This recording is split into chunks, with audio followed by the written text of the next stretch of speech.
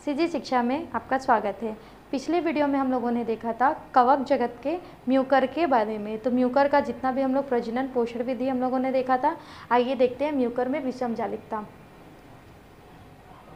Mucor में विषम जालिकता से तात्पर्य ये होता है कि वह अवस्था जिसमें एक प्रजाति के कवक का सुकाय जो होता है वो आकार में क्या होता है, समान होता है, परंतु जो कार्य होता है, जो उनकी जाति में जो तंतु होते हैं कवक के, उनका जो आकार होता है वो एक जैसा दिखाई देता है, बाह्य स्वरूप जो होता है वो एक जैसा दिखाई देता है, लेकिन इनकी जो कार्य करने की स्थिति होती है, मतलब कार्य करने की क्षमता जो होती है वो क्या होती है, अलग होती है। इसलिए इसको क्या बोलते हैं, विषम जालिकता बोलते हैं।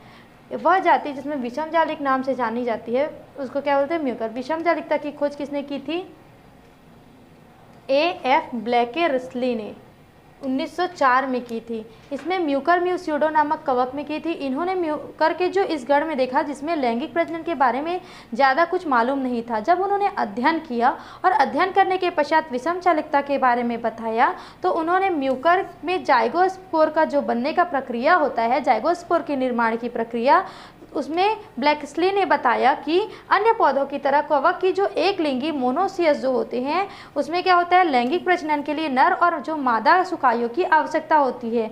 जो जाइगोस्पोर का निर्माण जब होता है तो उसके लिए किसकी आवश्यकता होती है, तो नर और मादा सुकाइयों की आवश्यकता होती है। और उसमें क्या होता है, ऐसे सदस्य विषम जालिक होते हैं जिनमें विपरीत जो लिंग होते हैं वो कवकों में अलग अलग होते हैं। एक ही कवक में जाल पर्याप्त होता है, लेकिन लैंगिक जनन में एक ही कवक के जाल पर्याप्त होते हैं। इसे क्या बोलते हैं, समजालिक कहते हैं। समजालिक प्रकार के कवक जो होते हैं वो अकेले बीजाणु के अंकुरण द्वारा विकसित होते हैं। जो समजालिक के जो जाल होते हैं, मतलब जो समजालिक कवकों में जो जाल होते हैं, तंतुनुमा संरचना जो होती है वो किसमें होती है, बीजाणु के अंकुरण द्वारा विकसित हुए कवक जाल से उत्पन्न होती है। नर और मादा युग्मक जो धानियाँ होती हैं जिसमें बीजाणुओं का निर्माण होता है वो किन्हीं दो कवक तंतुओं की सहायता से लैंगिक जनन कर सकते हैं। जो बीजाणु धान्य होता है वो किन्हीं माध्यमों से लैंगिक जनन कर सकते हैं। म्यूकर हिमेलेसिस जो होता है, एलोमाइसेसिस आदि इसके उदाहरण हैं। राइजोपस निग्रिकेम्स जो होता है वो म्यूकर एवं म्यूकर राइजोपस निग्रिकेंस और म्यूकर म्यूस्यूडो जो है वो उनके अध्ययनों के आधार पर ब्लैकेस्ली ने बताया कि विषम जालिक कवक जो होते हैं वो आकार से सेम होते हैं, आकार में एक जैसे दिखाई देते हैं, परंतु इसका जो बाह्य दृष्टि होता है, मतलब जो बाह्य दृष्टि से देखेंगे तो वो एक जैसा होता है, लेकिन यदि हम लोग इसकी कार्य करने की स्थिति देखते हैं तो ये भिन्नता प्रदर्शित करते हैं। लैंगिक प्रवृत्तियाँ दिखाई देती है, भिन्नता, इनके जो लैंगिक प्रवृत्तियाँ भी होती है वो भिन्न होते हैं। तो इनके जो पौधे में नर और मादा शाखा होते हैं उनके में अंतर पाना बहुत कठिन होता है। कुछ विषम जालिक कवकों में आकारिकीय भिन्नता स्पष्ट तौर पर पाई जाती है। एस्कोमाइकोटिना में फलन काय, फ्रूटिंग बॉडीज इन माइकोटिना। लैंगिक जनन के समय जब इनमें कोसी और कोष जैसे द्विकेंद्रकीय रचना बनाती है जिसमें दो केंद्रक होते हैं, जिसमें मातृ कोशिका एस्कस कहलाती है। एस्कस मातृ कोशिका जो होता है वो हैप्लॉइड होता है। हैप्लॉइड केंद्रक मतलब एन अवस्था में होते हैं, डाइकैरियन अवस्था में होते हैं। वो संयुग्मित होकर एक केंद्रक जो होता है वो हैप्लॉइड होता है, दूसरा केंद्रक जो होता है वो हैप्लॉइड होता है, और दोनों के संयुग्मन से क्या बनता है, डाइकैरियन अवस्था में होते हैं और संयुग्मित होकर द्विगुणित केंद्रक में परिणित हो जाते हैं। ऐसी स्थिति वाले थैलीनुमा रचना को क्या बोलते हैं, एस्कस बोलते हैं। एस्कस जो होता है वो द्विगुणित केंद्रक में अर्धसूत्री विभाजन करता है, मेयोसिस विभाजन डिवीजन करता है और 4 से 4 बीजाणु का निर्माण करता है। 4 के पश्चात 8 अगुणित बीजाणुओं का निर्माण करता है। इन 8 बीजाणुओं को क्या बोलते हैं, एस्कोस्पोर्स कहते हैं। एस्कस तथा एस्कोस्पोर्स जो होता है उनके समूह में विशेष प्रकार की जो एस्कस और एस्कोस्पोर्स के जो समूह होते हैं उनमें क्या होता है, विशेष प्रकार की संरचना का निर्माण होता है, जिसको क्या बोलते हैं, फलन काय बोलते हैं या एस्कोकार्प कहते हैं। एस्कोकार्प क्या होते हैं, 3 प्रकार के होते हैं। पहला है एपोथीसियम, दूसरा एपोथीसियम जो होता है वो कढ़ाई नुमा या प्याले नुमा संरचना होता है, इस प्रकार का, या फिर इस प्रकार का संरचना होता है। ऊपरी भाग जो होती है उसको क्या बोलते हैं, एशियाई बोलते हैं। तथा एस्कोस्कोर्स युक्त क्षेत्र होता है जिसको क्या बोलते हैं, हाइमेनियम कहते हैं। ठीक है, इनमें हाइमेनियम जो स्तर होता है अनावृत होता है। उदाहरण के लिए देखेंगे पेजाइजा और मोरसेला आदि। उसके बाद है क्लिस्टोथीशियम, दूसरी अवस्था होती है क्लिस्टोथीशियम की। इसमें क्या होता है, एससाई जो होता है और एस्कोस्पोर्स युक्त यह रचना जो होती है वो पूर्ण बंद या फिर गोलाकार संरचना होती है, जो गेंद के जैसा दिखाई देता है और छिद्रविहीन होती है, पूर्णतः पैक होती है, इसमें कोई छिद्र भी नहीं होता है। इसको क्या बोलते हैं? एरिसाइफी या फाइलेकिटिनिया। फिर है पेरिथीसियम, फ्लास्क नुमा या घड़ानुमा जो संरचना होता है, फलनकाय के इस प्रकार का संरचना होता है ना, इसको पेरिथीसियम कहते हैं। एस्केसाइफी का जो क्लेस्टोथीसियम होता है यह एक छिद्रित रचना होता है, जिसमें क्या होता है? एक छिद्र होता है जिसमें एस्कोस्पोर्स बाहर निकलते हैं। उदाहरण है कीटोमियम, क्लेविस्पिप्स और न्यूरोस्पोरा आदि। एस्कोमाइकोटिना के प्रमुख उदाहरण है, पहला है ईस्ट। ईस्ट जो होता है वो लगभग इसकी 18 जातियों का समूह है। इस समूह में निम्नलिखित लक्षण पाए जाते हैं। कौन कौन से लक्षण उपस्थित होते हैं? ये एक कोशिकीय होते हैं, यूनिसेल्युलर होते हैं जो ईस्ट होते हैं। ये शर्करा युक्त माध्यम में विकसित होते हैं, जहाँ पे शर्करा युक्त माध्यम होता है वहाँ पे ये ग्रो करते हैं। ये मुकुलन, इनमें जो प्रजनन होता है वो बडिंग के द्वारा होता है या फिजन के विखंडन की अलैंगिक प्रजनन विधियों द्वारा प्रजनन होता है। अलैंगिक विधियों के आधार पर इन्हें 3 प्रकारों में बांटा जा सकता है।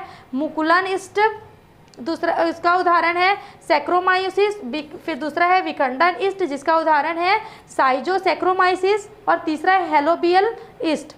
3 प्रकार के ईस्ट में इसका विभेदित किया गया है। पहला है मुकुलन ईस्ट, इसका उदाहरण है सैक्रोमाइसिस, विखंडन ईस्ट साइजोसैक्रोमाइसिस, और तीसरा है हेलोबियलिस्ट। मुकुलन तथा विखंडन दोनों विधियों से जनन करते हैं।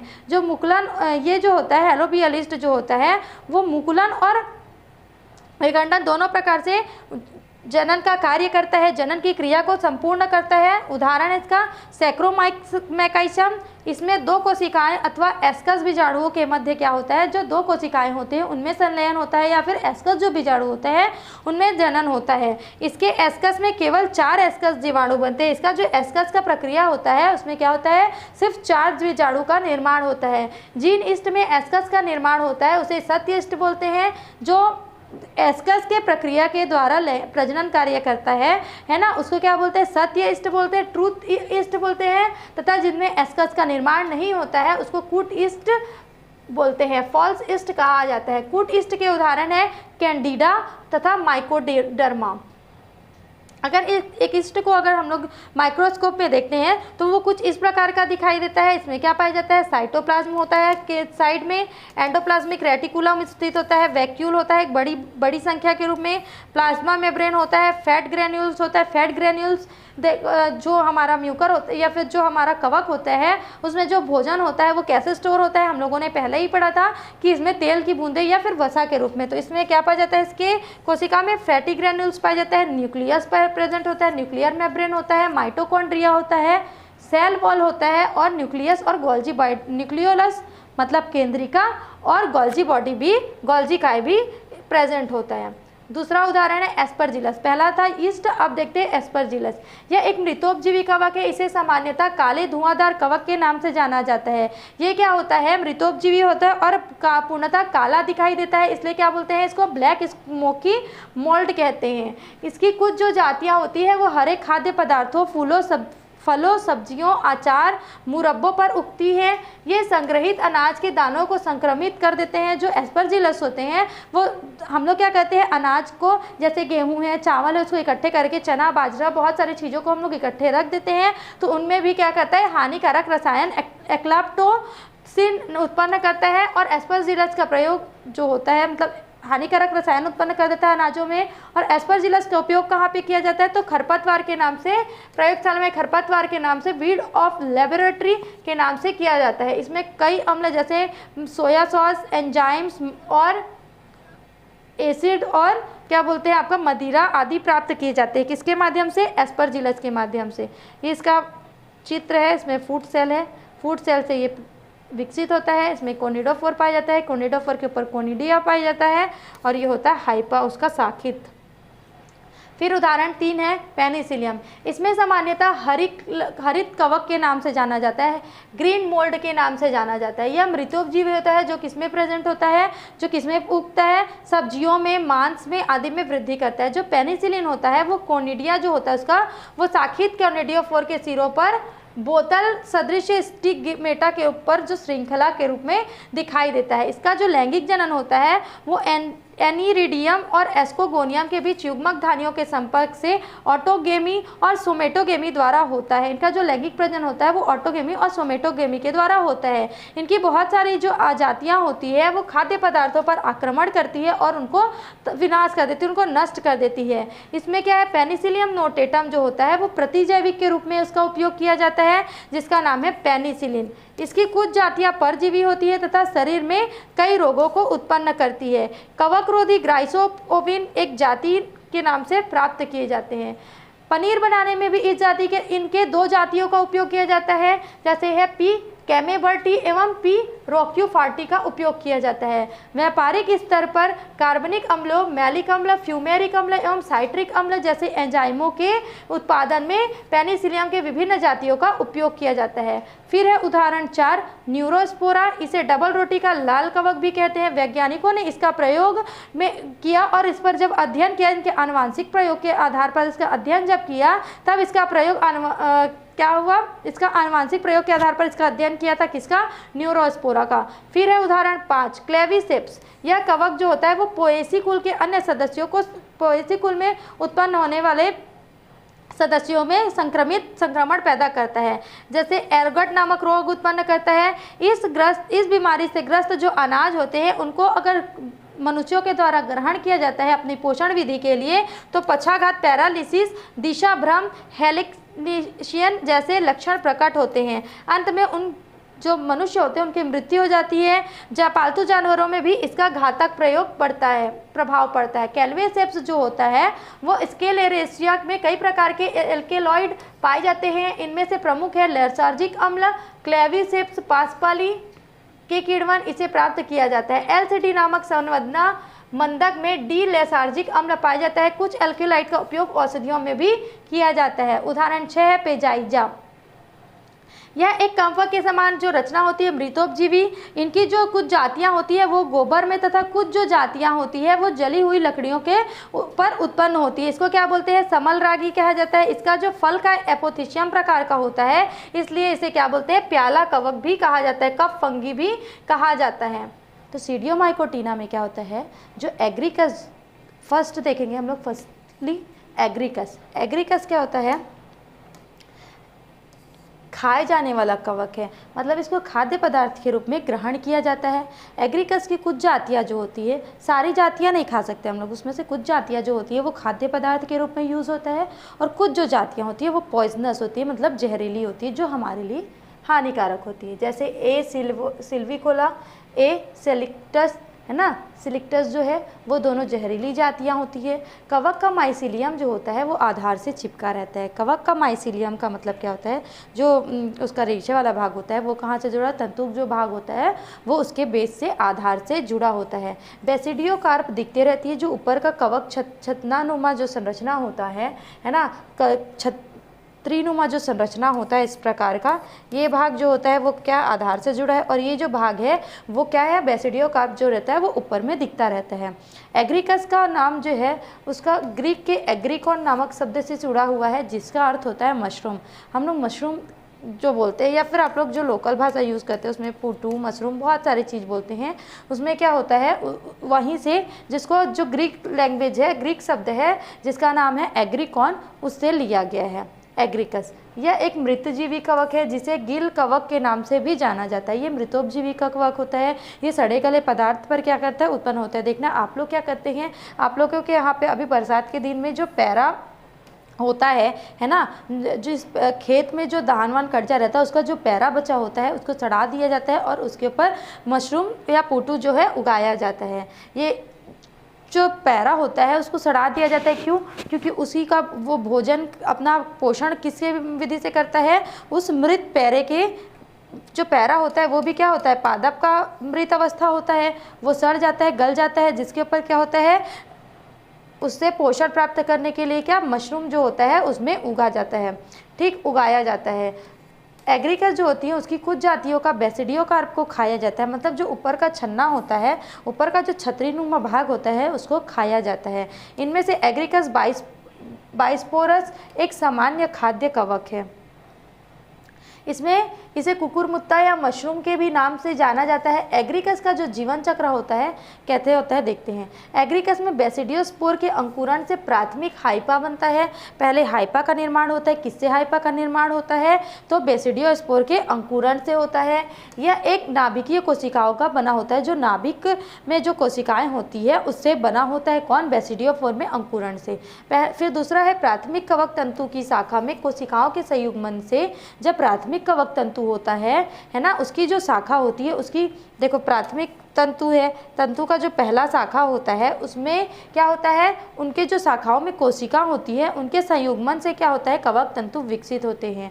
अनेक द्वितीयक कवक जो होते हैं वो जाल आपस में मिलकर राइजोमॉर्फ भूमिगत अवस्था में बनाते हैं। जो द्वितीयक तंतु होते हैं, प्राथमिक तंतु का क्या हुआ, कोशिका जो है वो संयुग्मन कर लिया किससे, द्वितीयक तंतु से। फिर द्वितीयक तंतु का जो कवक जाल होता है वो आपस में क्या कर लेता है, राइजोमॉर्फ बनाता है। और राइजोमॉर्फ बनाने के बाद भूमिगत अवस्था में क्या करता है, बहुवर्षीय होते हैं। राइजोमॉर्फ जो होते हैं वो भूमिगत अवस्था में होता है, ठीक है, भूमि के अंदर, धरती के अंदर होता है। फिर थर्ड है एगेरिकस में वर्धी प्रजनन होता है, जो कैसे होता है, डाइकैरियोटाइप कवक तंतुओं में विखंडन से होता है, ठीक है। डाइकैरियोटाइप का मतलब होता है जिसमें दो केंद्रक हो, कैरियन से केंद्रक बना था, केंद्रक से कैरियन बना था और कैरियन से कैरियोटाइप बना था, ठीक है। तो इसमें वर्धी प्रजनन कैसे होता है, दो कोशिकाओं का जो केंद्रक होता है वो आपस में विखंडन, मतलब जो कोशिका में दो केंद्रक होते हैं उसमें क्या हो जाता है, आपस में विखंडन हो जाता है, ठीक है। और विखंडन होने से क्या होता है, जबकि अलैंगिक, ये वर्धी प्रजनन हो गया, लेकिन अलैंगिक प्रजनन क्या होता है, इसमें सामान्यता नहीं पाया जाता है। विशेष स्थितियों में कोनिडिया या क्लोमाइडोस्पोर्स बनते हैं।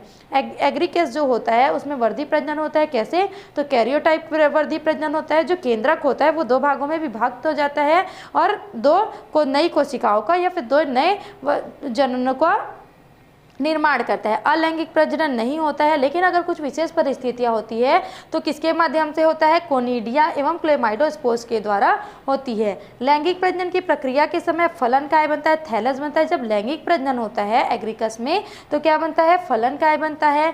भूमिगत अवस्था में उपस्थित जो राइजोमॉर्फ है, मतलब जो द्वितीयक शाखा से राइजोमॉर्फ का निर्माण हुआ था वो कहाँ था, भूमिगत अवस्था में था। अब भूमिगत अवस्था में क्या होता है, अनेक कवक जाल के रूप में क्या होता है, यत्र तत्र गोल एवं सफेद संरचनाएं बनाते हैं, जिसे क्या कहते हैं, बटन अवस्था कहते हैं। क्या बोलते हैं, बटन अवस्था। ये क्या कहते हैं, राइजोमॉर्फ जो होते हैं वो जमीन में वो कैसे कहते हैं, यत्र तत्र गोल आकार के, मतलब जो जुड़ कर गोल आकार के या फिर कुछ संरचनाएं बना लेती है। वो भी संरचना जो होती है उसका रंग क्या होता है, तो सफेद रंग होता है। सफेद रंग और संरचना के कारण क्या होता है,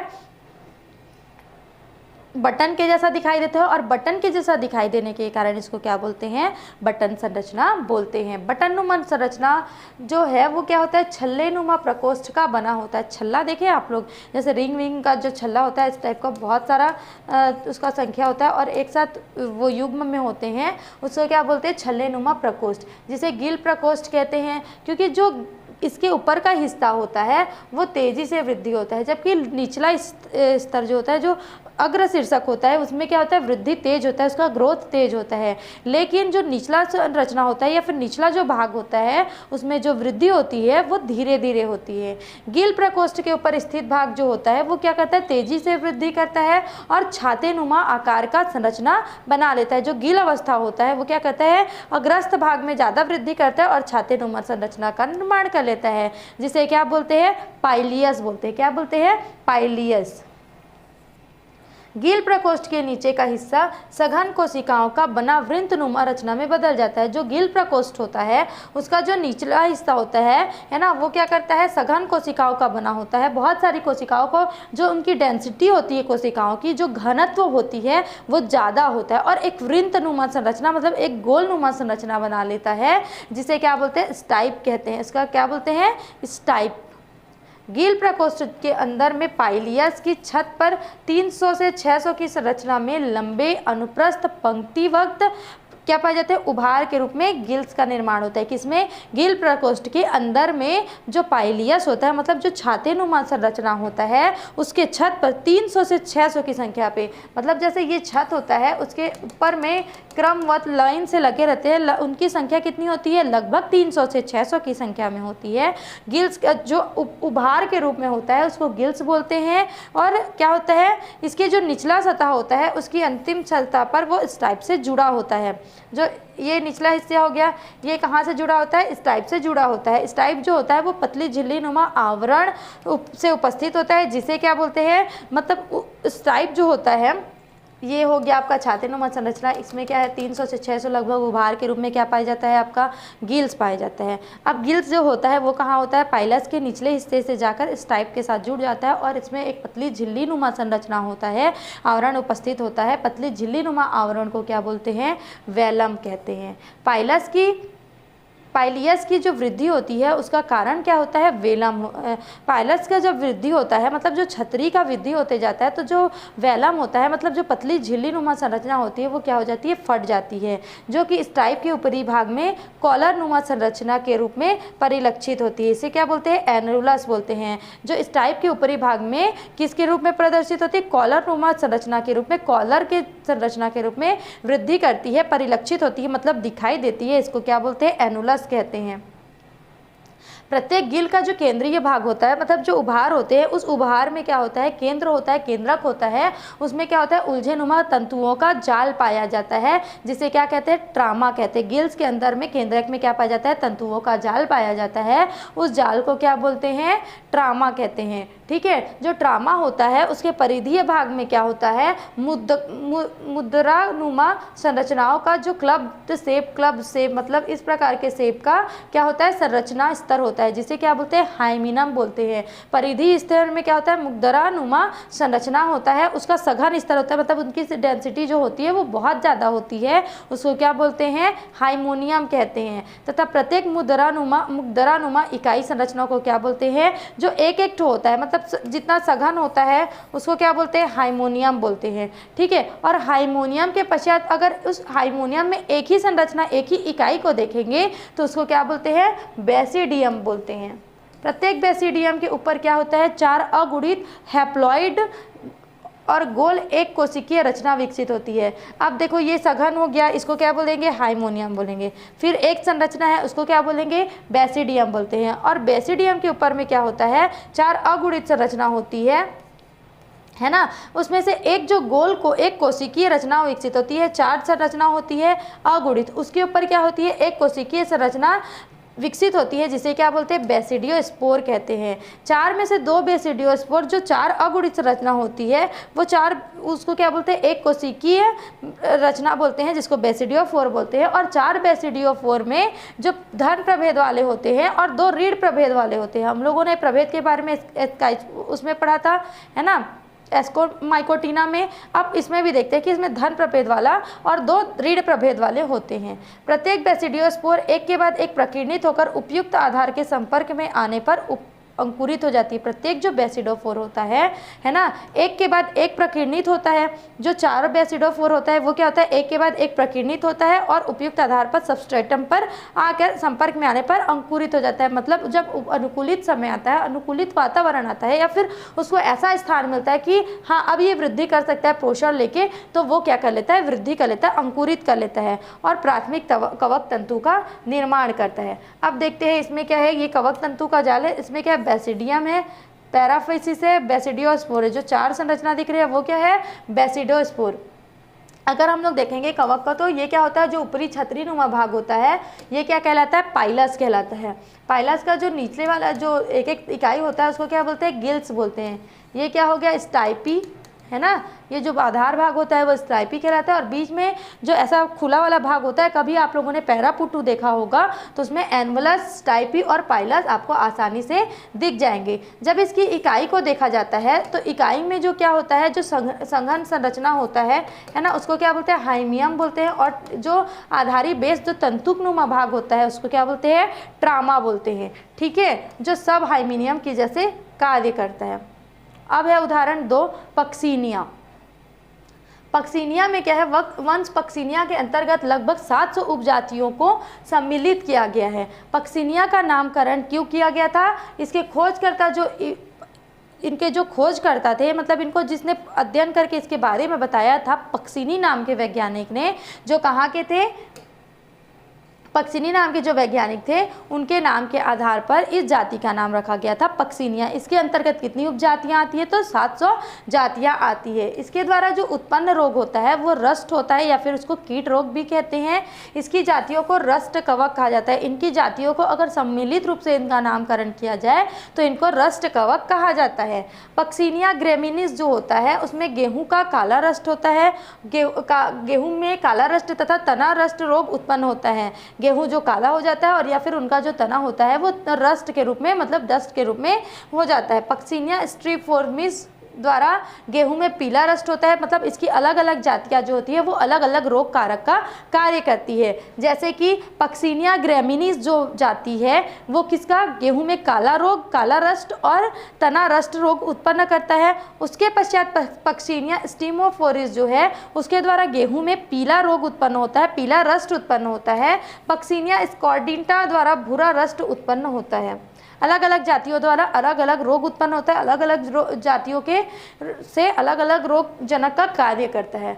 पक्सिनिया द्वारा उत्पन्न रोग के लक्षण जो होते हैं वो पौधे में वायवीय भाग, मतलब जो बाहर में हवा में तने में खड़े होते तने के रूप में, उसमें धब्बे के रूप में या रस्ट के रूप में। धब्बे मतलब क्या होता है, जो आप लोग देखना इस टाइप का दिखाई देता है। अगर वो भूरा होगा तो अलग जाति के द्वारा होगा, पीला होगा तो अलग, काला होगा तो अलग। ये पक्सिनिया के कारण होता है, पक्सिनिया के विभिन्न जातियों के कारण।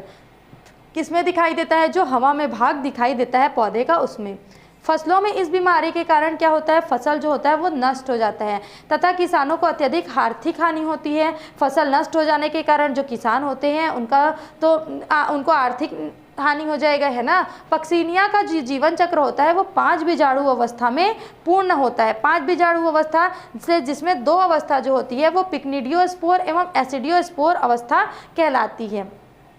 पक्सिनिया का जीवन चक्र देखेंगे अगर,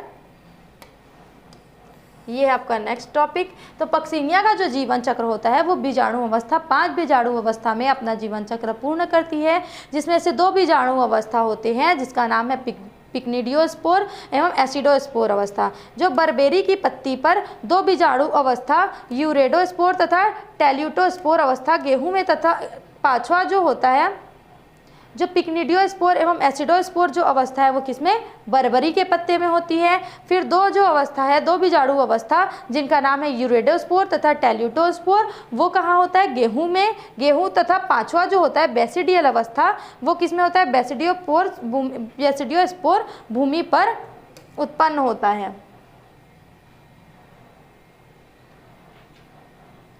पक्सिनिया के बाद है पक्सिनिया का जीवन चक्र।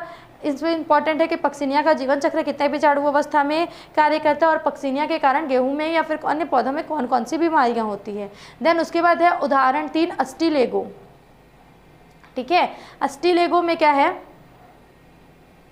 इस कवक द्वारा उत्पन्न रोगों को क्या बोलते हैं, कंड अथवा स्मट कहते हैं। ठीक है, जो रोग होते हैं उनको क्या बोलते हैं, कंड अथवा स्मट। इतना इसकी जो जातियां होती है उसको क्या बोलते हैं, स्मट कवक के नाम से जाना जाता है। स्मट में 2 प्रकार का होता है, निरावृत लूज स्मट तथा आवृत स्मट, जिसको क्या बोलते हैं, कवर्ड स्मट। निवृत्त का मतलब होता है जिसमें कवर नहीं होता, और कवर्ड स्मट अलग है। ठीक है, स्मट रोग जो होता है वो अनाज में पाया जाता है। जो अनाज हम लोग खाद्य पदार्थ के रूप में यूज़ करते हैं, उपयोग करते हैं, उनके पौधों में स्मट का रोग पाया जाता है। स्मट रोग 2 प्रकार का होता है, निरावृत और कवर्ड आवृत। फसल उत्पादन में इसकी बीमारी का आर्थिक महत्व है। इस बीमारी के कारण अनाज की जो फसल होती है वो नष्ट हो जाती है।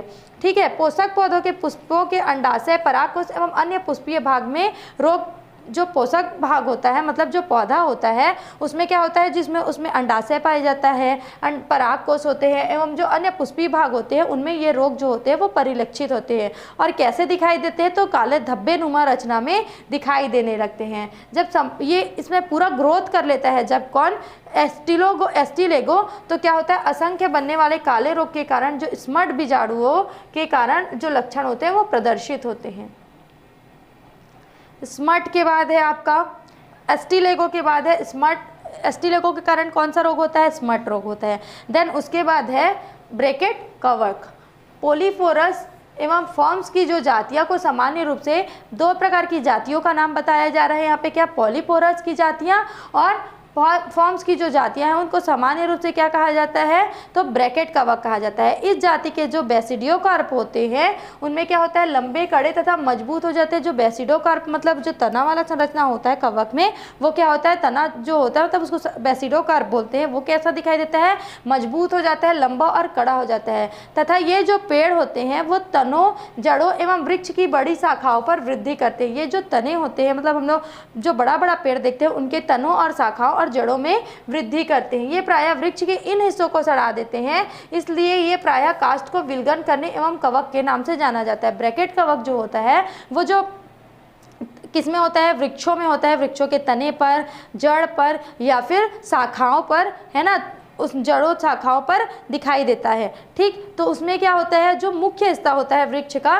तो वो क्या हो जाता है? धीरे धीरे नष्ट हो जाता है। जब इसका प्रकोप बढ़ जाता है तो ये धीरे धीरे वृक्ष नष्ट हो जाते हैं। इसलिए ब्रैकेट कवक को क्या बोला जाता है? कि काष्ठ का विलगन कवक कहा जाता है। मतलब जो लकड़ी होता है, पेड़ से लकड़ी प्राप्त होता है, तो जो लकड़ी होता है पेड़ में, तना जो होता है उसको नष्ट कर देता है, इसलिए इसको क्या बोलते हैं? विलगन।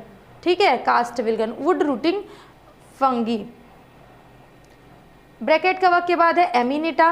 सामान्यतः इसे टोड स्टूल के नाम से भी जाना जाता है। टोड स्टूल क्यों कहा जाता है? क्योंकि ये क्या होता है? इसके शरीर जो एमिनेटा होता है इसको टोड स्टूल कहा जाता है। ये क्या करता है? अपने आप में पॉइजनस कवक होता है, जहरीला कवक होता है। जो क्या होता है? वो इनके शरीर में एक जहरीला रसायन जो होता है फेलिन, वो पाया जाता है। फेलिन रक्त में घुल जाता है। जब फेलिन रक्त में घुल जाता है तो क्या होता है? रोग उत्पन्न करता है। एमिनेटा का उपयोग रोमन सम्राट सीजर को मारने में किया गया था। रोमन का कोई सम्राट था पहले पूर्व में, सीजर नाम था जिसका, उसको क्या किया था? उसको मारने के लिए, उसकी हत्या के लिए किसका उपयोग किया गया था? एमिनेटा कवक का उपयोग किया गया था। एमिनेटा कवक जो होता है वो फेलिन नामक जहरीला रसायन, पॉइजनस रसायन का उपयोग किया था, जिसमें क्या होता है? वो ब्लड में घुल के क्या करता है? बॉडी में जो एक्टिविटी होती है उसको धीरे धीरे नष्ट कर देता है, उनका विनाश कर देता है, जिससे व्यक्ति की मृत्यु हो जाती है, जिससे मनुष्य की मृत्यु हो गई। ठीक है, इसलिए इसको क्या बोलते हैं? सीजर्स मशरूम कहा जाता है।